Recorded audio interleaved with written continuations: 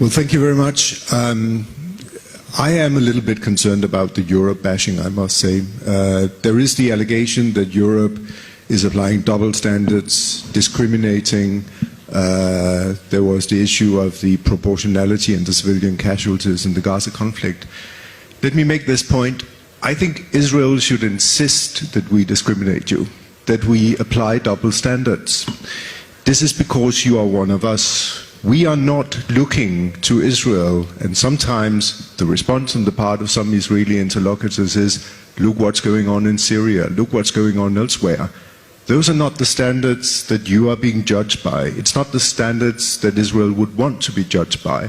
So I think you have the right to insist that we apply double standards and put you to the same standards as all the rest of the countries in the European context. But isn't it kind of patronizing to the Palestinians to say that we hold Israel to a higher standard than we hold you? I'm not sure it is. I think there is a situation where we recognize that there is a very strong, one very strong party in the conflict and a much weaker party. In that respect, I think engaging our long-standing partner Israel, with whom we have extensive cooperation in trade and cultural affairs, whatever, in a different fashion that we engage others is natural. So I think that this patronizing attitude towards us, that we should be happy that you have a separate standard for Israel, is really, I'm sorry, it's a statement of contempt for our intelligence. I consider it to be an obsession. I consider Europe's keen interest in the Middle East, specifically Israel, to be an obsession, and it's an obsession that Jews have seen from Europeans from the time of Jesus, and we know what it is. That's one thing. The other thing here is, we have this whole common culture. I mean, really? We respect international law. You guys make it up. There is a binding UN Security Council resolution, Chapter 7 from 2001, 1373, that bars every single UN member nation from funding or otherwise supporting in any way terrorist organizations. And you guys are funneling billions of euros into rebuilding terrorist-controlled Gaza. All right? This is in contravention of binding international law that you signed on to.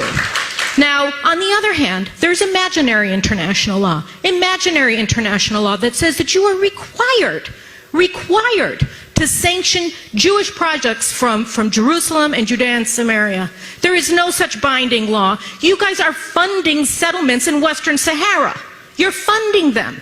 You're funding them directly. So, this is not a double standard. This is a singular standard for Israel. It's not about international law. It's about an obsessive, compulsive need to constantly pick at the Jewish state. And no, I don't want to be proud that you're looking at us in a different standard from our neighbors, because you're not looking at our neighbors as human beings. What you're saying is they're objects. The only actor in this entire region are the people they're trying to annihilate. And the only people who are supposed to be judged for our actions, and always poorly, are the people who are doing everything possible, more than Europe, right? More than the United States, more than anybody, in order to protect the lives of the Palestinians. So with all due respect, and I would love it if I could have more respect for Europe, but your treatment of Israel, your singular standard, your obsessive, compulsive need to constantly pick at the Jewish state, right, makes it very, very difficult. Very, very difficult to worry if you made a helpful statement saying, Gaza should be demilitarized. The only way, and you know this, the only way that Gaza will be demilitarized is if Israel reoccupies Gaza. That's the only way. The only military organization here that is not a terrorist organization and is not a terrorist supporting organization is the IDF. And for that, we are calumniated, we are condemned, we are investigated, we are put on trial every single day. Our soldiers are condemned by you.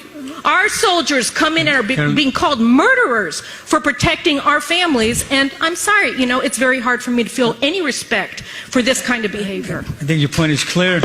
I'd like to give the European ambassadors a chance to respond to that. Ambassador Var, Ambassador.